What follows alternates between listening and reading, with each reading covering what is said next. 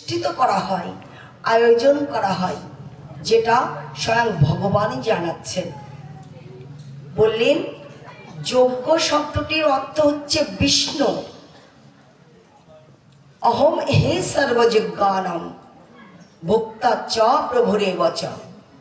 এই যজ্ঞ শব্দটির অর্থ হচ্ছেন বিষ্ণু, এবং যজ্ঞ করতে হয় এই জন্য স্বয়ং ভগবান শ্রী বিষ্ণুর প্রীতি বর্ধন করার জন্য।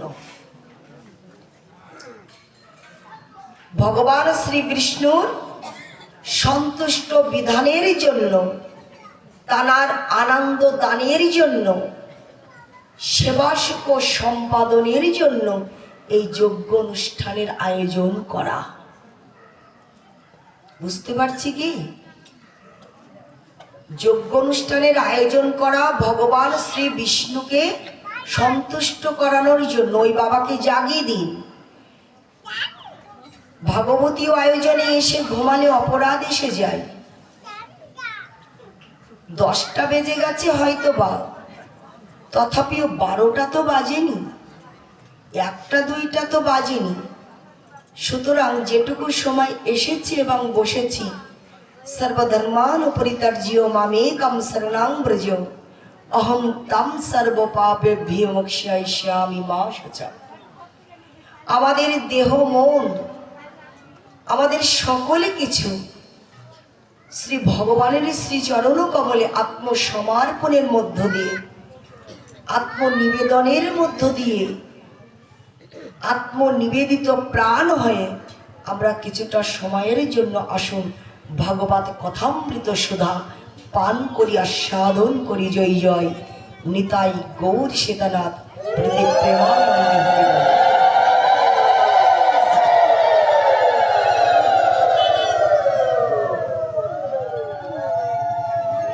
স্বয়ং ভগবান আমাদের জানিয়ে দিচ্ছেন যে যজ্ঞ শব্দটির অর্থ ভগবান শ্রী বিষ্ণুকে সন্তুষ্ট করা, ভগবান শ্রী বিষ্ণুর সেবাসুখ সম্পাদন করা, প্রীতিবর্ধন করা। সেটাই যদি যজ্ঞ অনুষ্ঠানের মুখ্য কারণ হয়, জগতে তো কারণ বিবিধ প্রকারের আছে। 2 প্রকারের কারণ আছে। একটি হচ্ছে গৌণ কারণ, আরেকটি হচ্ছে মুখ্য কারণ। একটি বহিরঙ্গা কারণ, আরেকটি অন্তরঙ্গা কারণ। একটি বাহ্যিক কারণ, একটা আভ্যন্তরীণ কারণ। একটা গূঢ়, আরেকটি নিগূঢ় তত্ত্ব। তো ভগবান শ্রী বিষ্ণু তার সেবাসুখ সম্পাদনই যদি, তার আনন্দ বর্ধনই যদি, তার সন্তুষ্ট বিধানই যদি যজ্ঞের মুখ্য কারণ হয়ে থাকে, তাহলে আমাদের ভগবান শ্রী বিষ্ণুর সন্তুষ্ট বিধানের দিকে লক্ষ্য রেখে যজ্ঞ অনুষ্ঠানের আয়োজন করতে হবে। তার দিকে লক্ষ্য রেখে যজ্ঞ অনুষ্ঠানের আয়োজন করতে হবে, অন্য কারো দিকে নয়। কে কি ভাবলো, কে কি বললো, তাতে কিছুই যে আসে না। আমাদের লক্ষ্য থাকবে ভগবানের দিকে। কিসে তিনি খুশি হবেন, কিসে তিনি সুখ পাবেন, কিসে তিনি আনন্দ লাভ করবেন, তার অন্তরে হৃদয়ে চিত্তে আমরা আনন্দ বর্ধন করাতে পারবো। এটাই হচ্ছে আমাদের মুখ্য উদ্দেশ্য এবং কারণ। কে তোমাকে কবে কি কথা কহিবে, সে কথা ভাবিলে আর কি চলিবে। বিপদে সম্পদে রাখিবে যে পদে, তার কথা কেন ভাবো না। আমরা কারোর কথা ভাববো না, শুধুমাত্র ভাববো কার কথা? যারার কথা ভাবলে, যারার সেবা করলে অনন্ত কোটি বিশ্ব ব্রহ্মাণ্ডের সকল বস্তুর সেবা সুখ সম্পাদিত হয়, সকলের কথা ভাবা হয়ে যায়, সকলের সেবা প্রদান করা হয়ে যায়, সুখ সম্পাদন করা হয়ে যায়। আমরা তার কথাই ভাববো।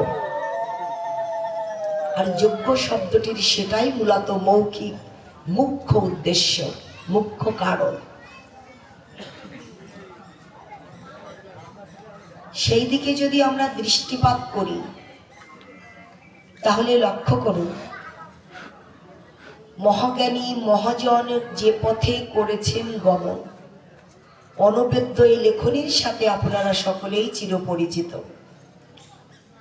আমাদের শ্রীমদ্ ভগবদ গীতা শাস্ত্রে জানিয়ে দিয়েছেন, ইয়দ ইয়দ আচরতি শ্রেষ্ঠতত্ত্ব দেবেতর জনা সযৎ প্রমাণাং কৃতে লেখস্ত দনুবর্ততে। জগতে যারা শ্রেষ্ঠ ব্যক্তি, জগতে যারা মহৎ ব্যক্তি, মহান ব্যক্তি,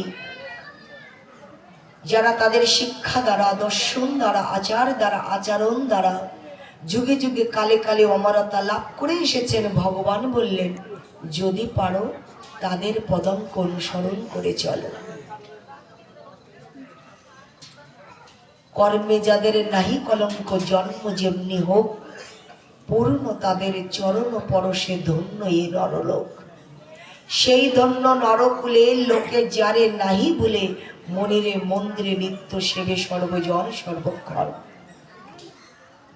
তাহলে জগতের যারা শ্রেষ্ঠ শ্রেষ্ঠ স্থানে অধিষ্ঠিত, সর্বজন গ্রাহ্য জন, সর্বশাস্ত্র স্বীকৃত জন, সর্বজন বিদিত জন, মহাজ্ঞানী মহাজন, জ্ঞান তাপস প্রজ্ঞাবান ব্যক্তি, ধ্যাননিষ্ঠ জ্ঞাননিষ্ঠ ভজন